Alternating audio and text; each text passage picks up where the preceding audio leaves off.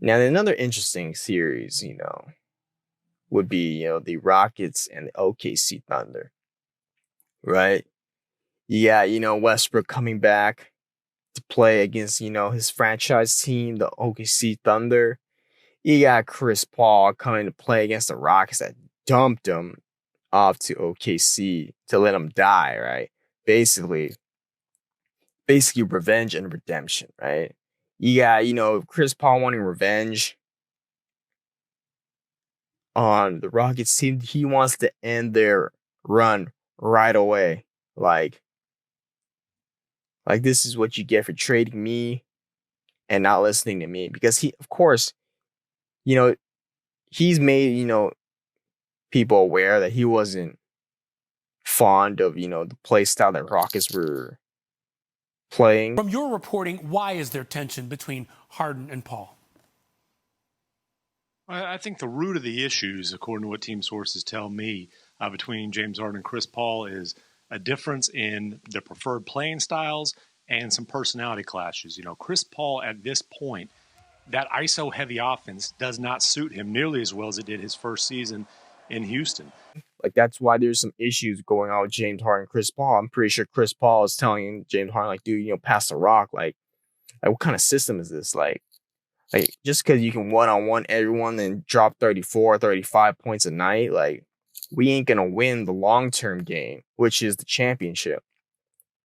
Like, like you can see like the transition of Chris Paul going from, praising James Harden, like, oh man, like this guy might be the greatest scorer of all time, right? You know, to later on saying that, we can't win like this. Like there's arguments like going on. Like Chris Paul comes off to me as, that kind of know-it-all player that's like, hey, this is how you win a championship, right?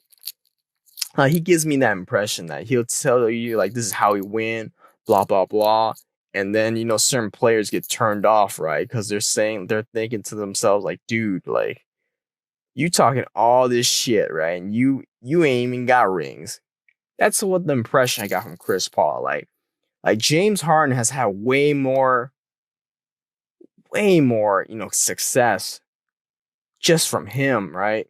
Going to multiple Western Conference Finals, like just from him. He's been to multiple Western Conference Finals before, Chris Paul. And like he's probably thinking to himself, like, dude, like I've made it farther than you in the West, and you're telling me how to win? Like, get the fuck out of here. That's probably what James Harden's thinking. All this is alleged. Like what I'm thinking, I'm just putting two and two together, right?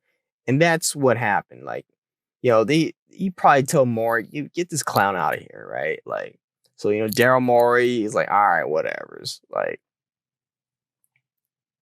we gotta, we'll trade, CP for Westbrook, right?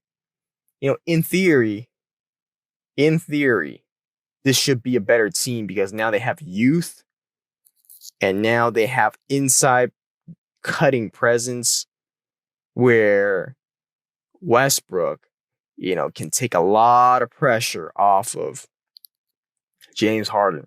Now, the difference between the two teams was that, when you have CP3 on your NBA team, for any team of the matter, right? Like his presence will elevate everyone's basketball IQ. Like just off of that, like him on the OKC team has not only improved, everyone, it's also improved coaching. It's made everything easier, right? Billy Donovan, I don't even think he's even a good coach whatsoever, right? The fact that he's getting coach of the year should tell you how good Chris Paul is. I mean, Chris Paul, he made Byron Scott a coach of the year award winner. And Byron Scott is the worst coach in the NBA record wise, right? When you think of Byron Scott, you think of Jason Kidd and you think of Chris Paul, two of the greatest basketball minds in NBA history, right? Jason Kidd fucking hates Byron Scott because he thinks he's an idiot. And yet, he doesn't even listen to Byron Scott. He's running his own plays and he won Byron Scott Coach of the Year, right? Then you got Chris Paul. Chris Paul is running his own plays. He ain't listening to Byron Scott. Byron Scott's a goddamn idiot. He's the tank commander. Like every time someone hires Byron Scott, it's to tank and get high draft picks because he's so trash, right? Like, I don't understand why the Lakers were so excited to get him, other than being, tank commander. So, now Billy Donovan was like second in the running for coach of the year. And everyone, it went from Billy Donovan coaching Kevin Durant and Westbrook and people demanding Billy Donovan getting fired because dude's stagnant offense was like so trash that, they're thinking to themselves like, dude, how are you not having more success with, Kevin Durant and Westbrook? And then you fast forward to Westbrook and Paul George. And now you're thinking, how are you not getting any more success with these guys, right? I mean, when Billy Donovan was coaching the 2016 Thunder, right? In my opinion, the greatest Thunder team based off of talent. They had everything. Kevin Durant, Russell Westbrook, Serge Ibaka, Steve Adams, Andre Robertson. Just on those names alone, they had the most talented team in the NBA. I don't give a shit if you mentioned the 72 Warriors or whatever's. Like I don't care. Just based off of talent alone. That team should have beat the Warriors. Like, I picked the Thunder to beat the Warriors in 7 that year. And they were up 3-1. And I was like, dude, like, OKC is making like the Warriors like mincemeat, basically. And then the OKC choked, right? The reason why OKC choked is because they're a super volatile team where they gave up the most fourth quarter leads in the NBA. They were number 1 in giving up leads. And that's on coaching. Like, Billy Donovan's trash ass coaching couldn't even maintain leads and stuff. So now all of a sudden, you have Chris Paul right on the team. Guess what? They're the number 1 team in fourth quarter, leads. Basically, they are the clutchest team in the fourth quarter. Like, when I think there's like a stat, if I remember correctly, where just based off of net rating in the fourth quarter, when you put Chris Paul, Shai Gilgeous-Alexander, Dennis Schroeder, then you got Gallo. Then the 5th player is Steve Adams? I forgot the one player. It might be Steve Adams, or it might be like their small ball lineup where they're basically the highest, net rating team when they close out. I mean, they're like who was the difference? Chris Paul, right? Chris Paul is making everything easier. He's elevating, Shai Gilgeous-Alexander's play. Everyone's play. Dennis Schroeder's having his best season this season. Steve Adams is having a career high in like rebounds and stuff. Like, the system overall has been overhauled and it's elevated. And then you go to the Rockets, right? The Rockets play the same thing with CP3 and without CP3. Now you put in Westbrook. They basically play better without Westbrook in a way where, Westbrook can't really shoot too much threes, right? Can't really shoot too much threes. So he's kind of a negative factor in a way. Like, you put, James Harden and you take out Westbrook, James Harden dominates. Harden's in the shooting slump, like, compared to what Chris Paul and Westbrook, like, Westbrook can probably will their team out off of scoring and just driving it in with an inside presence, right? That's where the Rockets have improved in a way where they're just thinking, Daryl Morey's basically placed his chips in on this team, right?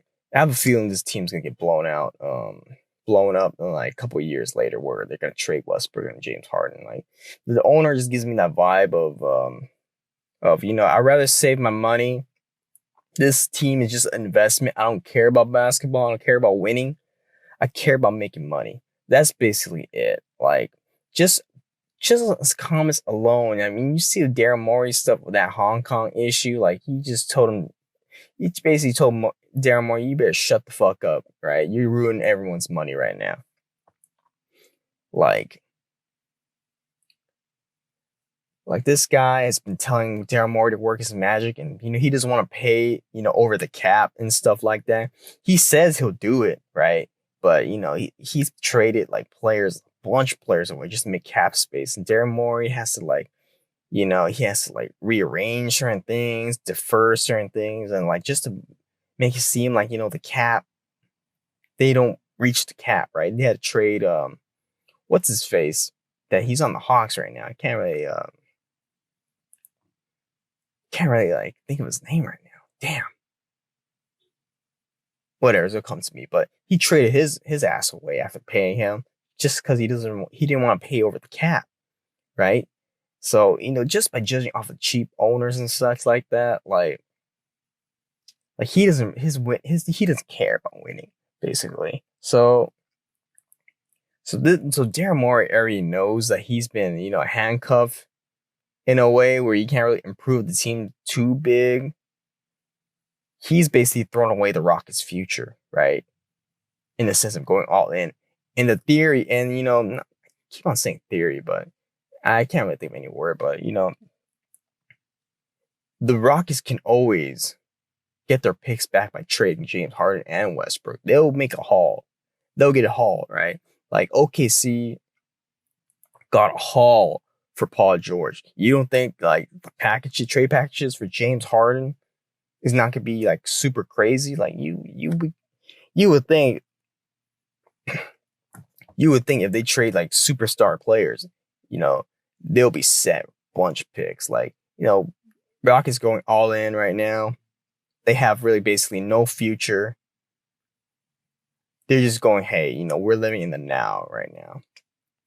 And he's putting his chips all in analytics right now. We're just going to shoot threes and just do layups and stuff, basically. We don't care. Like, once we catch a hot shooting streak, it'll be very hard to beat us. And that shit could work, it could work. Obviously, once the team's hot, like, they'll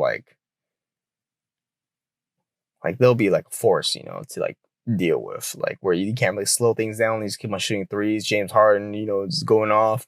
Westbrook going off. So, obviously that's the reason why, the Rockets are such an anomaly right now, where they are the definition of a dark horse right now, where, they are in the perfect situation, right? Where they got to play OKC. And, judging on those two plays, the Rockets should win. They should beat the OKC Thunder in 6. Like, I'm giving it to 6, right? Because OKC, they have certain veterans that have been in playoff situations, but they rely on, Shai Gilgeous-Alexander right now. So far, he's going to be his first playoff series. They got a couple of young guys as well. I mean, Andre Robinson, I don't even think, shouldn't be too much of a factor. It's just going to be Chris Paul, battle of the minds of Chris Paul right now, and, Westbrook on the point guard position. And, this will be pretty competitive in a way, because the Rockets don't care about, about rebounds and stuff. They're just like, once they get the rebound, they're off to the races, right? Where pass it out, drive it full court, get the open shot, shoot in the corner three. They always shoot the corner threes. Why they shoot the corner threes is because that's the easiest, 3-point position to make it in, right? It's the highest percentage of chance to make a 3-point right there. That's why they always shoot that spot. It's super 100% based on analytics, right? The Rockets, small ball based off analytics, right? But analytics, in my opinion, just freaking, it's not true basketball. It's just bullshit, right? Where you can like mathematically do all this and such and whatever. I mean, that's cool and all, but basketball based off of the players you have, where you react certain ways, and once you react, what are you gonna do this play? You have certain plays to mitigate certain things, and use a lot of counter, chess match plays and stuff, right? But according to Daryl Morey, everything's scientifically and mathematically based, where it's not even basketball anymore. It's just like here, keep on going to this spot over and over again, and see how you do. And this is what brings the downfall in like the Rockets all the time. Like, dude, James Harden can he can obviously shoot the mid range, but he won't shoot the mid range, right? He'll either shoot the three or layup. Basically, that's just the Rockets' way. And because of the hampering style, a lot of it, the downfall in the Rockets obviously goes to Daryl Morey as well. Like, just look at how Mike D'Antoni's coaching. Like, you never seen Mike D'Antoni coach like this. Like, he's all about ball movement, right? And then you get this James Harden ISO BS all the time. So, like, just on the Rockets, like, dude, they should beat the OKC Thunder. Their eyes already set on the Lakers, right? Like regardless of the differences of Steve Adams and who else is on the Thunder team, like the backup center, Nerlens Noel. Like, yeah, they'll get a bunch of rebounds, but so what? The Rockets are just playing to score way more than you. Like, they don't even care. I like to live dangerously. I also like to live dangerously. Right? Have Westbrook as the main rebounder and then just set off and go off to the races and stuff. And yeah, we'll see, how that works, because they're set on the Lakers. And in my opinion, they're a pretty bad matchup for the Lakers. Like, for as weird as that sounds, like, just by judging off that play of how they played against the Lakers, like, yeah, you don't have any response to Anthony Davis and in the front court. So what? Lakers don't have a response to Westbrook and James Harden, right? So they're already banking like chips all in. Like, we don't care. We're going off of analytics, and we'll see what happens. But Rockets in 6, like, just based off of talent overall, I think the Rockets take it. Like, OKC's a young team. Very young team, and they've had a great season, with Chris Paul and stuff, and it's well deserved. It's a well deserved run that OKC future is just set right now. They have it all. Bonus of picks, bright future.